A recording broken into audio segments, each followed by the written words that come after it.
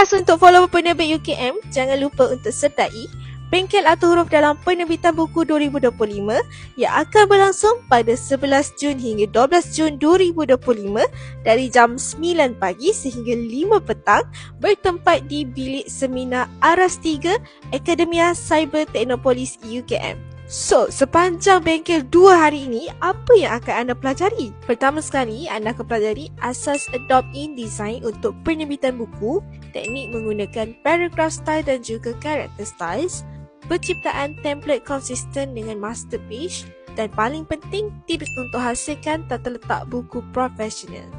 Inilah peluang untuk korang upgrade kemahiran dan juga hasil kerja yang lebih mantap sebab bengkel ni bersifat hands-on, lengkap dengan bimbingan dan ada CJ penyertaan tau. Yuran penyertaan hanyalah RM200 untuk warga UKM dan juga RM300 untuk peserta luar.